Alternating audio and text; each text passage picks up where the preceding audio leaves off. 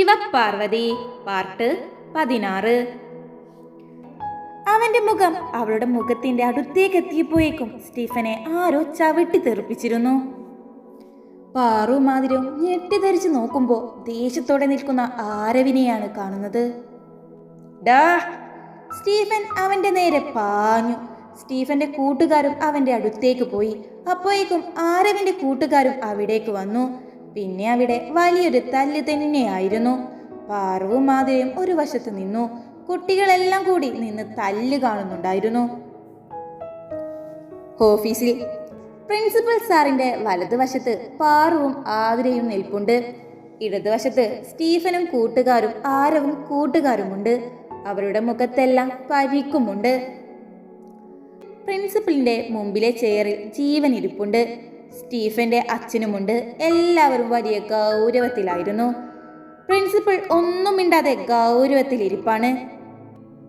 പാർവതി, നിന്റെ വീട്ടിൽ നിന്നും ആരും വന്നില്ലേ? വിളിച്ചിട്ടുണ്ട്, അവൾ പതിയെ പറഞ്ഞു. അത് കേട്ട് സ്റ്റീഫൻ ഒന്ന് പുച്ഛിച്ചു. അവൾ ആരെ വിളിക്കാനാ സർ? കളിയാക്കിക്കൊണ്ട് പറഞ്ഞതും എല്ലാവരും സ്റ്റീഫനെ നോക്കി. പ്രിൻസിപ്പൽ ദേഷ്യത്തിൽ അവനെ ഒരു നോട്ടം. പാറു ഒന്നും മിണ്ടാതെ തല താഴ്ത്തി തന്നെ നിൽപ്പാണ്. അവളുടെ കണ്ണുകൾ അപ്പോഴും നിറയുന്നുണ്ടായിരുന്നു. കുറച്ച് മുമ്പ് സംഭവിച്ച കാര്യത്തിൽ അവളിൽ അപ്പോഴും ഒരു വിറയലുണ്ടായിരുന്നു.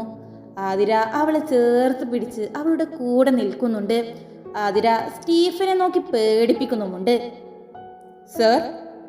ഡോറിന്റെ അവിടെ നിന്നും ശിവന്റെ ശബ്ദം കേട്ടതും പാറുവിൽ ഒരു സമാധാനം വന്നു നിറഞ്ഞു. യെസ്. അവൻ അകത്തേക്ക് വന്നതും ജീവൻ ദേഷ്യത്തോടെ മുഖം തിരിച്ചു. നിങ്ങൾ പാറുവിന്റെ ഏട്ടനാണോ?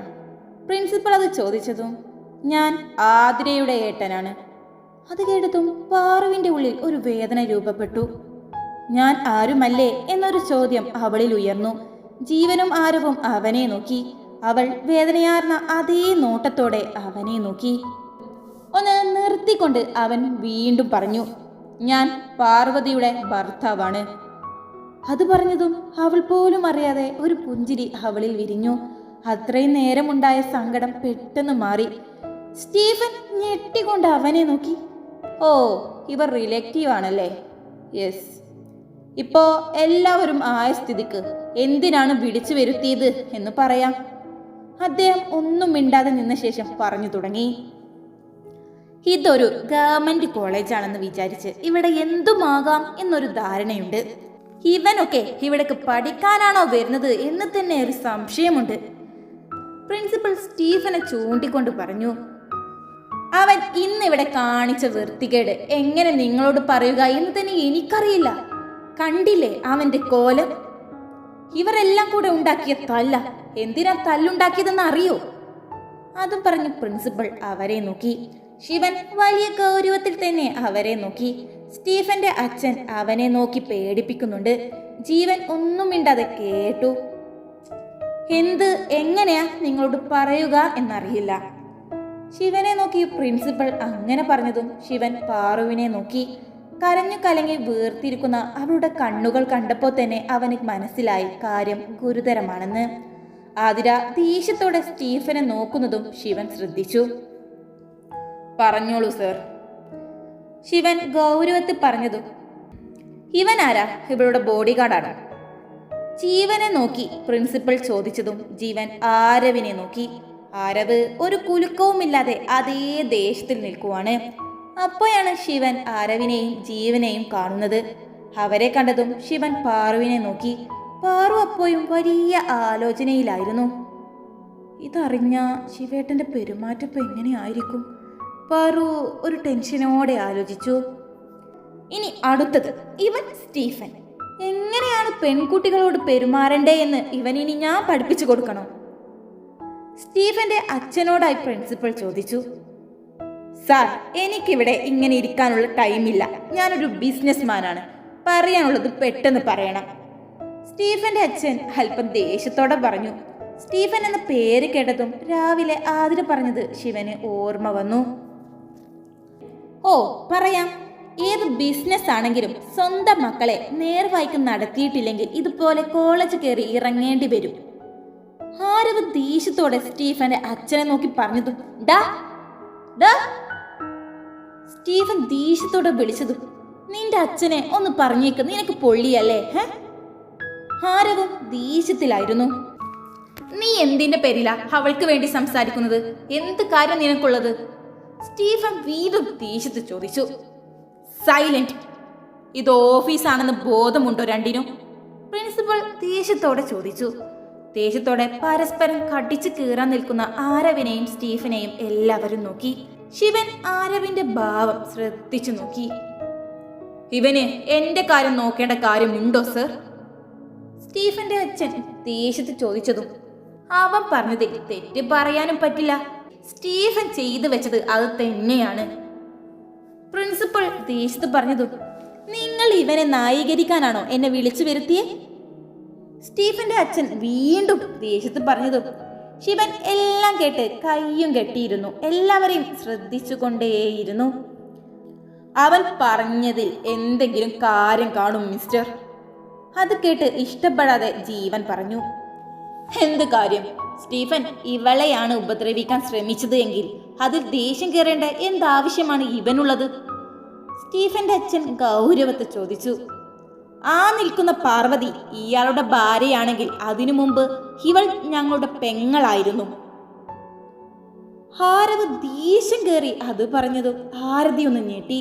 ശിവനും പാർവും ഒന്നും മിണ്ടിയില്ല. സ്റ്റീഫനും കൂട്ടുകാരും വീണ്ടും ഒന്ന് ഞെട്ടി. വാട്ട്? നിന്റെ പെങ്ങളാണോ ഇവൾ? പ്രിൻസിപ്പൽ വരെ ഞെട്ടിക്കൊണ്ട് ചോദിച്ചു.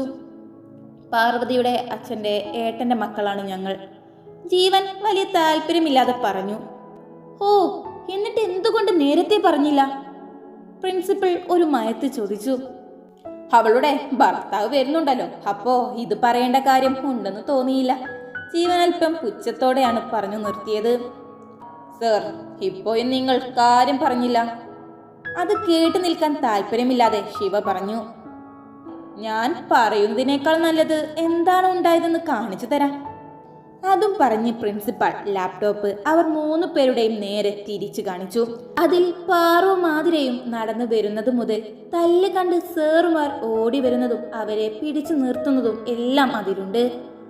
അത് കണ്ടതും ശിവന്റെ കൈകൾ ദേഷ്യത്തോടെ മുറുക്കെ പിടിച്ചിട്ടുണ്ട്. സ്റ്റീഫൻ, എന്താണ് ഇതെല്ലാം? ഇതിനാണോ നിന്നെ ഞാൻ കോളേജിലേക്ക് വിടുന്നേ? ഞാൻ ഉണ്ടാക്കിയെടുക്കുന്ന പേരെല്ലാം നീ നശിപ്പിക്കുമല്ലോ.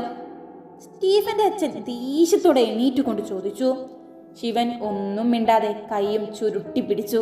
കണ്ണും അടച്ചു നിൽപ്പാണ്. അവന്റെ ഭാവം കണ്ട് പാറു പേടിയോടെ നോക്കി. ശിവൻ പെട്ടെന്ന് എണീറ്റ് സ്റ്റീഫന്റെ അടുത്തേക്ക് തിരിഞ്ഞതും പാറു അവന്റെ കയ്യിൽ പിടിച്ചു. ശിവേട്ട, വേണ്ട പ്ലീസ്.